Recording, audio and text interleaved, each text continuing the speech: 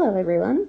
Today I am going to go over a few of the problems from our homework assignment 1 and 2 from last week using our Riemann sums and our trapezoidal sums. So, first question we're going to go over is 17.12 part B. So in 17.12 we were looking at the graph of y equals 3x squared plus 1 on the interval from 0 to 6, and we were dealing with 6 rectangles. Now, just giving you a fair warning, my stylus for my iPad, of course, decided to stop working recently, so I apologize in advance for if my handwriting is a little messy. I'm going to try and keep it as neat as possible, but if I've got some squiggly lines, it's because I'm writing with my finger on the iPad, so I apologize in advance. But anyway, so this is our function f of x equals 3x squared plus 1, and we are looking over the interval from 0 to 6. Now again, in part B, we were told that n equals 6, so that means I want 6 rectangles, and they were asking for the left-hand Riemann sum. So that means if I'm looking over here, my first rectangle is going to be between x equals 0 and x equals 1. All right, that's where my first rectangle is going to be made. Now, we're going to be taking the height based on the x value on the left. So between 0 and 1, we are choosing the 0 value on the graph, and then we're just going to kind of shift that over, and that's what's going to determine the height for the first rectangle. Now, my second rectangle is between x equals 1 and x equals 2. Well, which is the value on the left-hand side? Well, that's 1, obviously. If I was dealing with a right-hand sum, I would have chosen 2 to pick. So between the height at x equals 1 and the height at x equals 2, I'm going to go with the height at x equals 1 to determine my height of this rectangle. So what does that mean? I've already drawn the coordinates. I'm going to use this coordinate from x equals 1. All right, bring that height over until I reach x equals 2, and then finish off the rectangle. Same thing, next rectangle between 2 and 3. The value on the left is 2, so between the height at 2 and the height at 3, again, I'm choosing the one on the left since we're looking for a left-hand sum.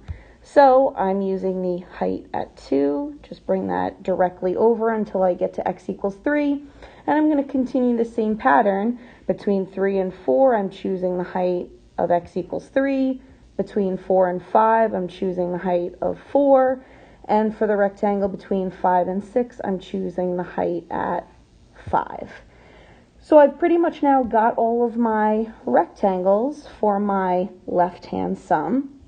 And now my goal is just to find the area of each of those rectangles, and that's going to give me an estimated area under the curve.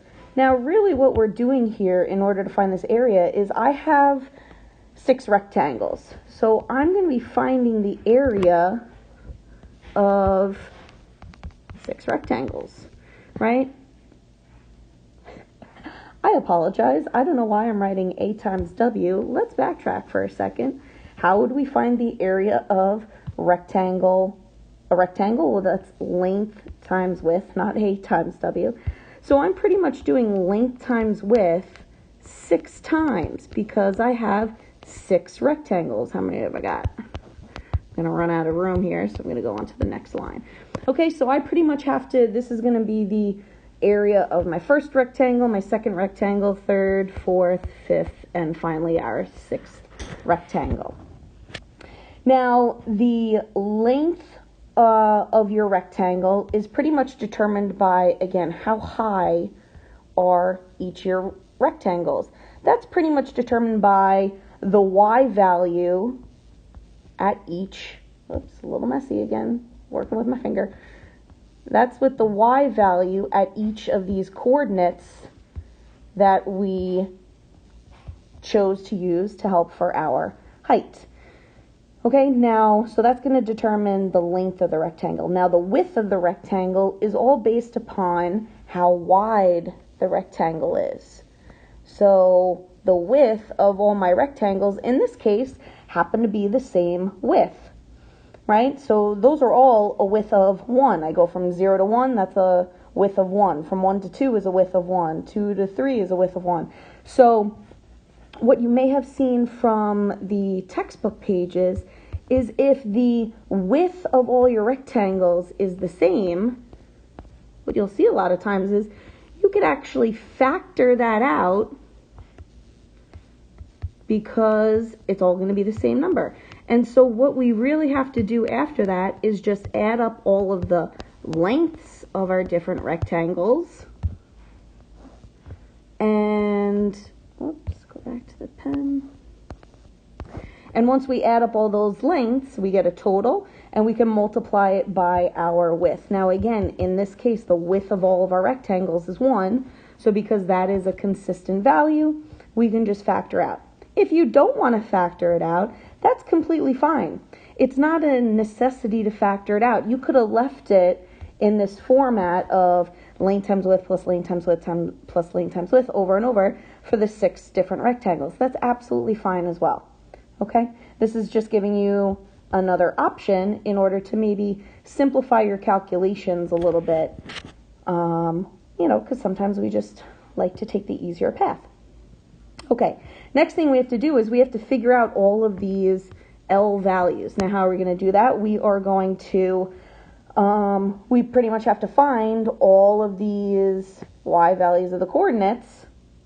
Okay, now all of the coordinates that we used, I used 0, I used 1, I used 2, 3, 4, and 5. Notice I did not use the coordinate at x equals 6, right? I would have used that if it was a right-hand limit, but when I was choosing the rectangle for 5 and 6, I chose the value on the left because I wanted a left-hand sum, so that's why we were utilizing the 5 height rather than the 6 height. So with the left-hand sum, I'm only using the values all the way to the left, so therefore that kind of eliminates the rightmost value for the graph. Okay, so I need to find the Y values of the coordinates at these X values. So what we have to do next is we have to plug all of these appropriate X values into our function, which again was that 3x squared plus 1. Okay, so if I plug those in, when I plug in 0 to 3x squared plus 1, I'm going to get a value of 1. If I plug in 1, I get 4. For 2, I get 13. For 3, I get 28. 4 is going to be 49.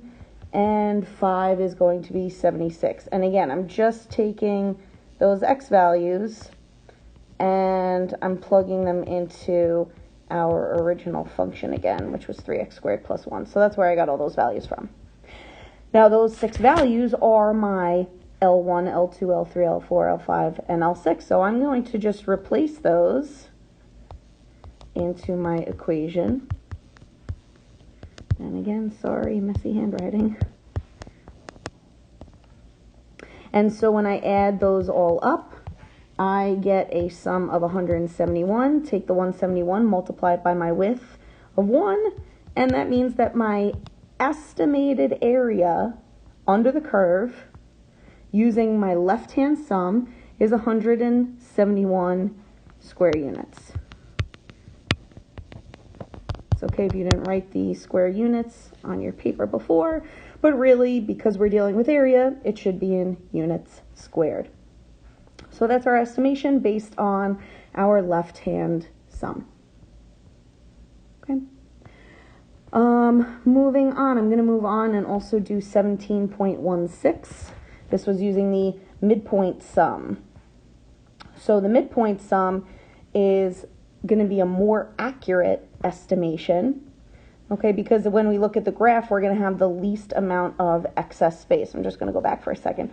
Right, notice here I have this excess space underneath, this excess space, this excess space, this excess space, right? All the space that's not being counted towards the area, which really is significant to getting a better approximation of the area under the curve. When we do our midpoint sum, we're going to have less of that excess space, so it's going to be a better approximation. Now again, we are still creating rectangles here, and so I'm going to be finding the area of 6 rectangles. So whereas the last time I factored out the width, this time I'm going to show you how we could do it without factoring out the width, and we still end up with a correct response. Now, for the first rectangle between 0 and 1, again, the left-hand sum, you would choose the left-hand x value. The right-hand sum, you would choose the right-hand x value. Midpoint sum, what do? Exactly, you take the value exactly in between 0 and 1, so I'm going to be using the x value of 0.5. So 0.5, it should be about halfway in between, so that is what I'm using to determine my height. And again, I'm sorry if it's a little off with my fingertips. So again, then for next rectangle, I'm not choosing 1 or 2, I'm going to be choosing 1.5. So that height would be right around here, and so we're going to use that as my estimation for the height. Same thing, between 2 and 3, we're going to be using 2.5, which is right around here. Between 3 and 4, oh, I realize I wrote 2.3, 2.5. Between 3 and 4, we're going to choose 3.5, which again I'm estimating to be right around here. Between 4 and 5 is going to be 4.5. And between 5 and 6, again, we're all catching on, is going to be 5.5, which again I'm kind of estimating to be about here. And we got some wonky looking rectangles. Again, I apologize, but they're the best I could do. So, again, I'm going to have to now utilize these x values, plug them into my f of x value to get out the y value at each of these coordinates. So that's going to determine the length, or again, sometimes we like to think of it as height or length of each of those rectangles is going to be used by plugging these x values into our original function. So I need to find f of 0.5, f of 1.5, f of 2.5, so on and so forth.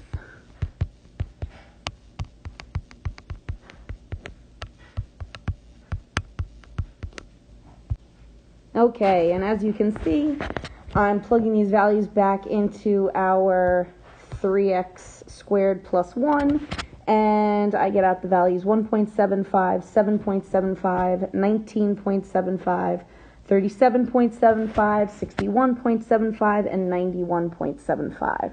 So now we're going to come back over to my area formula. The length of rectangle 1 is 1.75.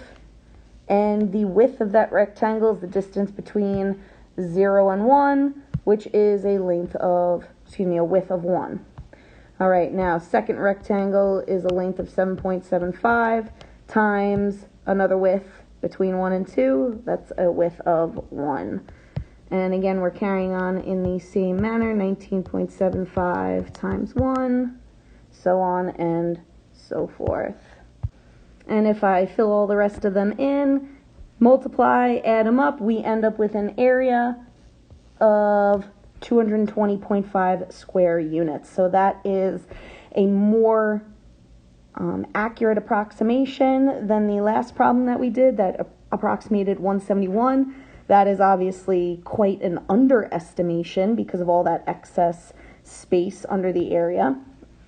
This one we had a lot less excess area that we were dealing with, so because of that, right, we get a more accurate value of that 220.5 square units.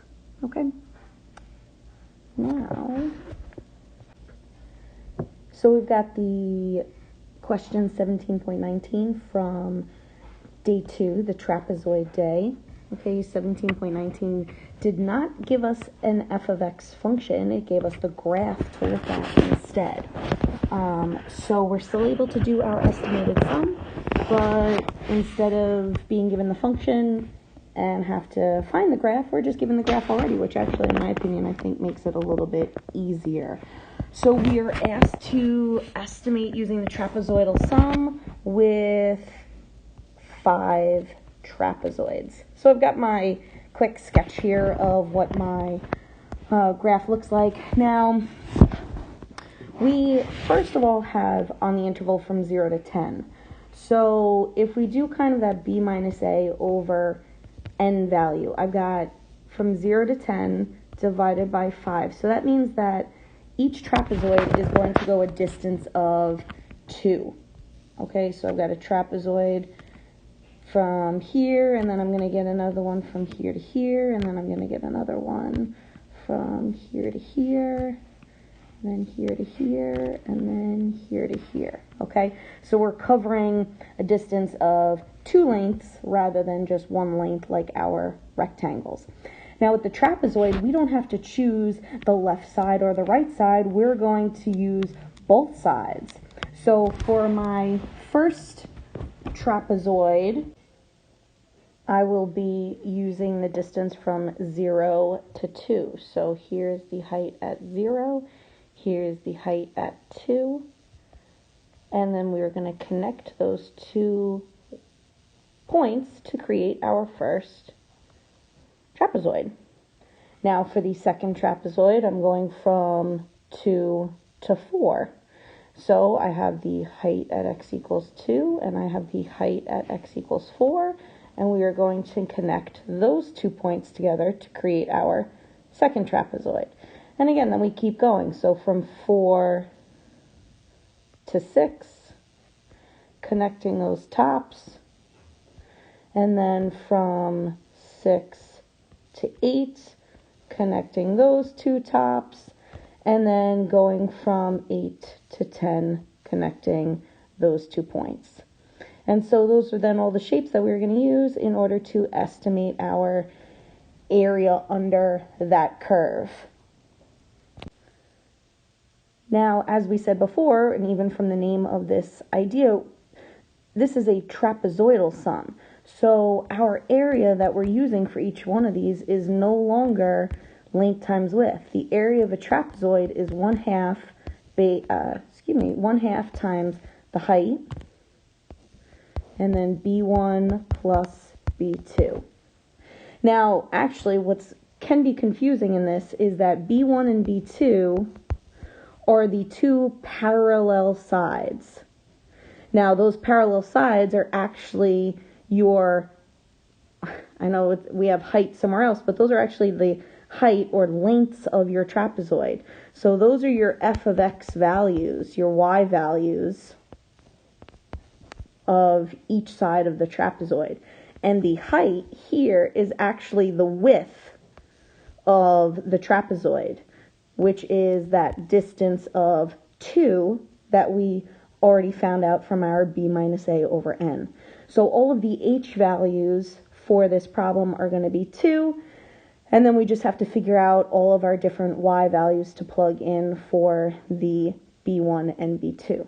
Now, this can get quite confusing, and just like the last time, because all of our h values are going to stay the same at 2, right? 2 times 1/2, this whole thing is just going to become a value of 1.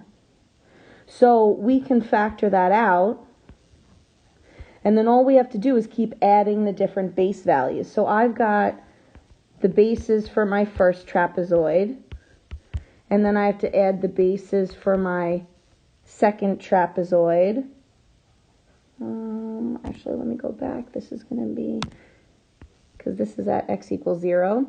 And then my second trapezoid goes from x equals 2 to x equals 4. My third trapezoid goes from x equals 4 to x equals 6.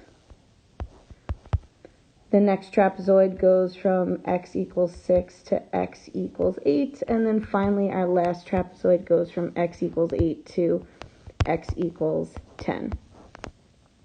So we just, B1, B2, B3, B4, all those values, those are just the y values of the coordinates, just like what we found when we were doing our rectangles. But now we actually don't have to calculate anything because these values were already given to us in the graph. We just have to simply look at the coordinate point and say, okay, that point is at this y value. And so we're just going to plug in accordingly. And so here's what I end up with for each of those values. So again, if I looked at the y value of the coordinate at x equals 0, I get 5, and at x equals 2, I get 8. And then over to the next one, you need x equals 2 and x equals 4, then x equals 4 and x equals 6, x equals 6 and x equals 8, and x equals 8 and x equals 10. So those are all the y values at those specific spots. And if I was to combine them all together, add them all up, multiply them by the 1 out in front, we end up with an estimated area of 58 square units. All right, that is a 5, not a 3. That was just a messy looking 5. All right, so 58 square units as our final answer for 17.19. Okay, I hope this was helpful and cleared anything up. If you have any further questions, again, please make sure to let me know on our Google Classroom site or to email me directly. Thanks so much, guys. See you later.